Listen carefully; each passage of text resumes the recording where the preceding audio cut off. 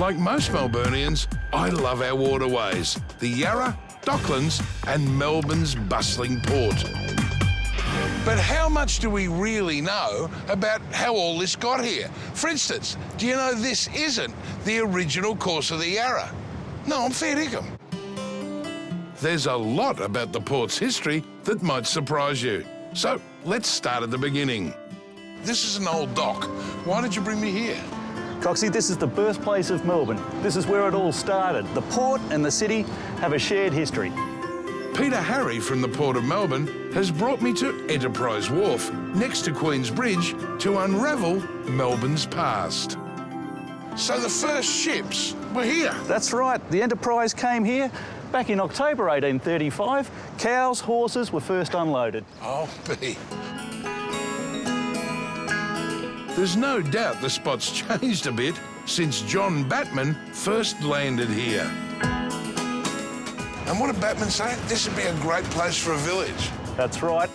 When Batman arrived, the Yarra was called Birrarung by the local Aborigines, meaning ever-flowing. And, believe it or not, the water was crystal clear. Peter shows me how the old cargo ships came up the Yarra as far as Flinders Street until not that long ago. Where are we now in this photo? Well, here's Queen's Bridge here, built in 1889, so we're about right there. And it's not just the journey of ships up the Yarra that's changed dramatically. So is the river itself. This is an historic part of Melbourne's development. The original course of the Yarra ran up there where the Maribyrnong River is today. What you can see behind me is completely man-made. You trying to tell me we made this bit? We made this bit. When? The old Harbour Trust brought out an English engineer, Sir John Coode, and he decided that it would be more convenient if we deepened, widened this part of the river so that we could get access to the wharves further upriver. How long did they take to do it, and what did we do it with in those days? They did it with old steam shovels, and in fact this was completed in 1886. What they created was the stretch of the Yarra known as Coode Canal, bypassing a huge horseshoe bend on the river's original course. We've now left the Yarra River and we're heading up the Maribyrnong. Which was the Yarra? That's exactly right. The old river used to wind back around Footscray Road. That Footscray Road is basically where it took a right. That's right. And how far down did it go? Pretty much as far as Costco that we know today in Docklands. Can you see where we're turning now? Yeah. This is where the Maribyrnong River and the Yarra River originally joined.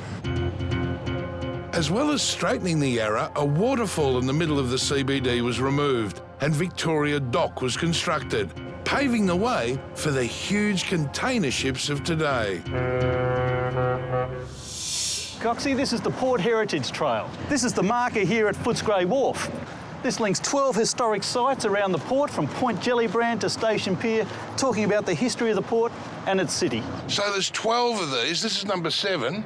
What's the last one? The last one's at Station Pier, and that's where we're headed to now.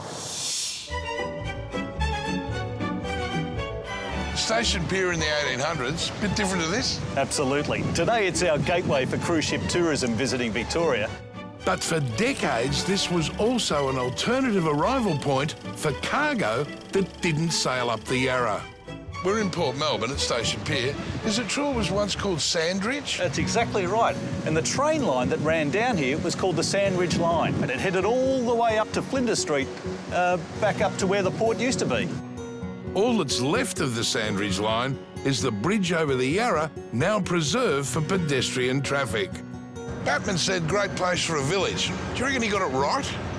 Yeah, I reckon he did, Coxie.